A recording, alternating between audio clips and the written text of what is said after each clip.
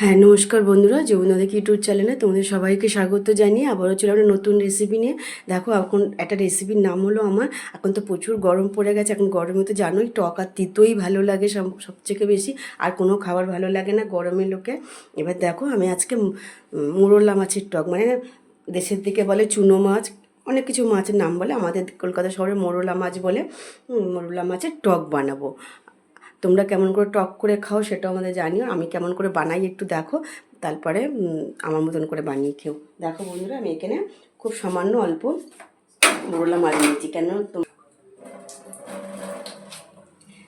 এবার তোমাদের বেশি সদস্য হলে বেশি লাগলে বেশি নিতেও পারো, তার জন্য আমি একটা কড়া বসিয়ে দিলাম গ্যাসে, দিয়ে আমি গ্যাসটা ধরিয়ে দিই। খুব অল্প মতন নুন দিলাম, আমি একটু কম মাছে কেমন নুন দিতে হবে। অল্প হলুদ দিয়ে দিলাম। কড়াটা এবার গরম হয়ে গেছে, কড়াটা আমি তেল দিয়ে দিলাম। ততক্ষণে বন্ধুরা দেখো, আমি তেঁতুল নিয়েছি, তেঁতুলটাকে আমি একটু জল দিয়ে ভিজিয়ে দেবো এই তেঁতুলটার মধ্যে, কেন এই সেই দিয়ে মাছটা এবার দিয়ে দিলাম কড়াতে।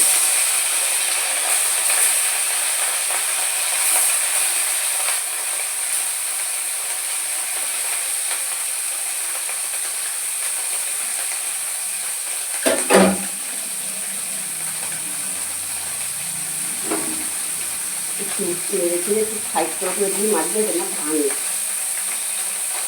আর পুকুরের জ্যান্ত মোরলা মাছ হলে আরও টক তো খুবই ভালো লাগবে খেতে। আমাদের তো বাজারে কেনা মাছ, এবার পুকুরে যাদের দেখে দেখে গ্রামে পুকুর আছে, একটু সাঁড়াশি দিয়ে আমি তেলটাকে করা মানে মাছগুলোর গায়ে এরকম করে দেবো।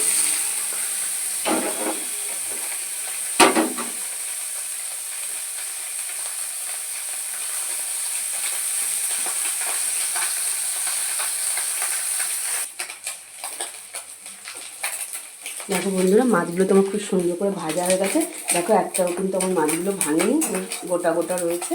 আমি মাছগুলো তুলে নিলাম একটা পাত্রের মধ্যে।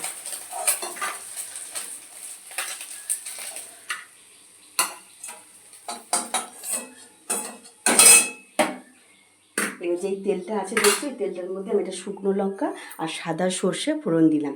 দেখো বন্ধুরা, আমি যে সাদা সর্ষে দিচ্ছি বলে তোমাদের সাদা সর্ষে দিয়ে কোনো মানে কালো সর্ষে খেলেও দিতে পারো, যেহেতু আমি সাদা সর্ষে খাই বলে আমার বাড়িতে সাদা সর্ষেই আছে, তার জন্য আমি সাদা সর্ষেই দিলাম। একটু ফোড়ন দিয়ে দিলাম সাদা সর্ষে আর একটা শুকনো লঙ্কা।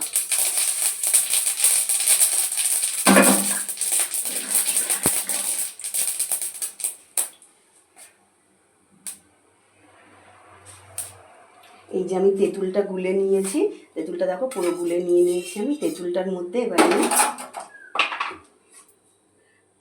মাপ মতো নুন দিয়ে দিলাম,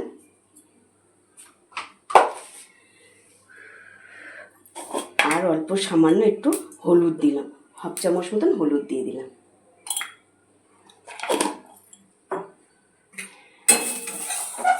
টক রান্না করতে ফোড়নটা তোমার হয়ে গেছে, ফোড়নটা একটু নেড়ে চেড়ে দিয়ে, ফোড়নটা তো আমার হয়ে গেছে।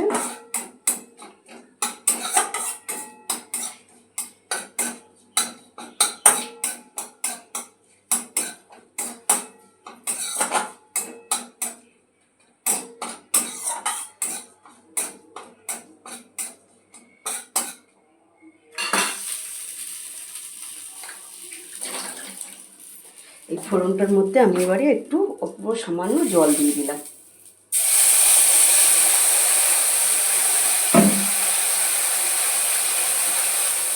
জল দিয়ে, আর দেখো বন্ধুরা, হাফ চামচ মতন একটুখানি জিরের গুঁড়ো দিলাম, আর অল্প সামান্য একটু ধনের গুঁড়ো, সামান্য দিলাম, হাফ চামচ। এবার এটাকে খুব ভালো করে নেড়ে চেড়ে নেব।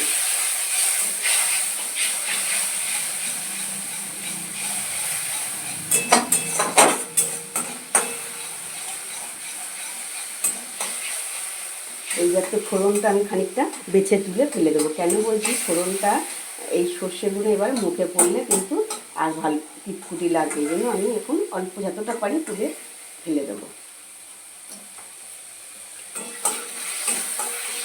এবার 2-4টে থাকলে থাকবে, কিন্তু সবটা আমি রাখবো না এতে।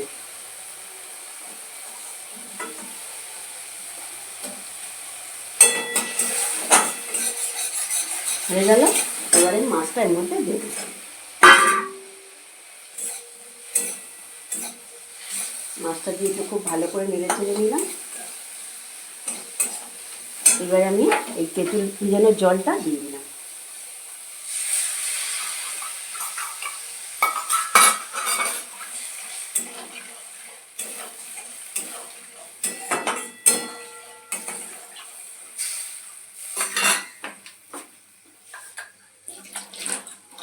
আর একটু জল দেব,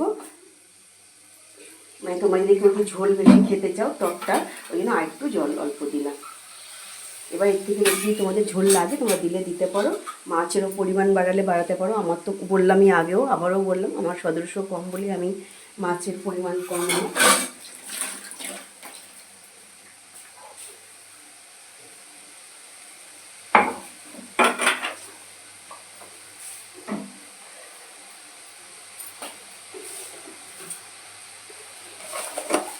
এবারে আমি এটার মধ্যে স্বাদ মতন একটু মিষ্টি দিলাম, 1/2 চামচ চিনি দিয়ে দিলাম। তোমরা যদি এর থেকে বেশি মিষ্টি খাও দিতে পারো, কারণ মাছে তো বেশি মিষ্টি ভালো লাগে, যেহেতু টক বলে একটু স্বাদ হবার জন্য দিলাম। অল্প করে গ্যাসটা নেড়ে দিলাম।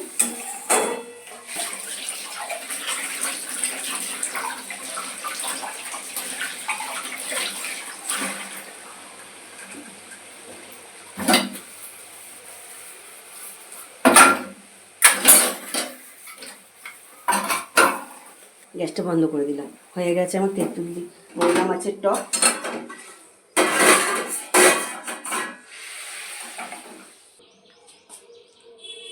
দেখো বন্ধুরা, আমার তো মোরলা মাছের টক করা রেডি হয়ে গেছে, তোরা গেছে আমাদের এদিকে। তার জন্য বেশি মশলা দিয়ে করলাম না আমি। আমার মতন করে খেয়ে দেখো কেমন লাগে, তাহলে আমাকে কমেন্ট করে জানিও। আর তোমরা কেমন করে খাও সেটাও কমেন্ট করে জানিও। আর আমার ভিডিওটা এই পর্যন্তই, ফিরে আসবো পরের ভিডিওতে।